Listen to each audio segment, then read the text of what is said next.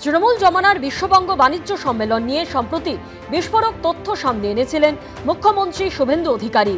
দিয়েছিলেন ইডি তদন্তের আভাসও। আমার কাছে লিস্ট রয়েছে, ডিজিবিএস করতে গিয়ে মমতা বন্দ্যোপাধ্যায় একটি ইভেন্ট ম্যানেজমেন্ট সংস্থাকে মোট 635 কোটি টাকা দিয়ে গেছেন। 635 কোটি টাকা একটি ইভেন্ট ম্যানেজমেন্ট সংস্থাকে। এরও তদন্ত হবে। তদন্ত শুধু নয়, মামলা আমরা করব এবং প্রয়োজন হলে মানি লন্ডারিং যারা ইনভেস্টিগেট করে তাকেই হ্যান্ডওভার করব। বৃহস্পতিবার মন্ত্রিসভার বৈঠকে এই সংক্রান্ত শ্বেতপত্র প্রকাশে অনুমোদন দেওয়া হয়েছে। কোথায় কোথায় দুর্নীতি, বিজিবিএস এ কত বিনিয়োগ, নারী নির্যাতন রুখতে কি পদক্ষেপ, তা নিয়ে শ্বেতপত্র প্রকাশের সিদ্ধান্তে অনুমোদন দিয়েছে মন্ত্রিসভা। নেওয়া হয়েছে কমিটি গঠনের সিদ্ধান্ত। ওবিসি সংশোধনী নিয়ে 2টি এবং গুন্ডা দমন সংক্রান্ত বিল পাশ হয়েছে বিধানসভায়।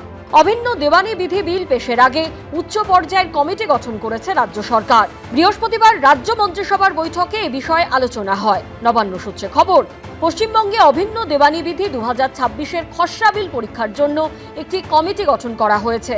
মন্ত্রিসভার বৈঠকে সিদ্ধান্ত হয়েছে, সুপ্রিম কোর্টের অবসরপ্রাপ্ত বিচারপতি রঞ্জনা প্রকাশ দেশাই আগামী 4 সপ্তাহ ধরে এটি খতিয়ে দেখবেন এবং পরবর্তীতে এটি বিধানসভায় পেশ করা হবে।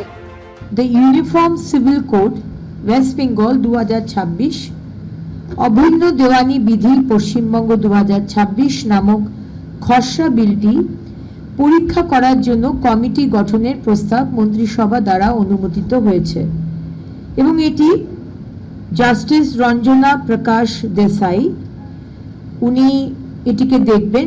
4 সপ্তাহ ওনাকে সময় দেওয়া হয়েছে বা উনি সময় নিয়েছেন এবং তারপরে ওয়েস্ট বেঙ্গল লেজিসলেটিভ অ্যাসেম্বলি বিধানসভায় বিলটি প্লেস করা হবে। মন্ত্রিসভার বৈঠকের আগে প্রশাসনিক বৈঠক করেন মুখ্যমন্ত্রী। সেখানে সরকারি দপ্তরগুলিকে খরচ কমানোর নির্দেশ দেন তিনি। নবান্ন সূত্রে খবর, শুভেন্দু অধিকারী বলেন, বিভিন্ন প্রকল্প যারা পাওয়ার যোগ্য নন তাদের বাদ দিতে হবে। তার ফলে যে খরচ কমবে সেই টাকায় অন্যান্য প্রকল্প চালাতে সুবিধা হবে। অন্নপূর্ণা যোজনা, মহিলাদের জন্য ফ্রিতে সরকারি বাসে যাতায়াত সহ প্রকল্পগুলি চালাতে সুবিধা হবে।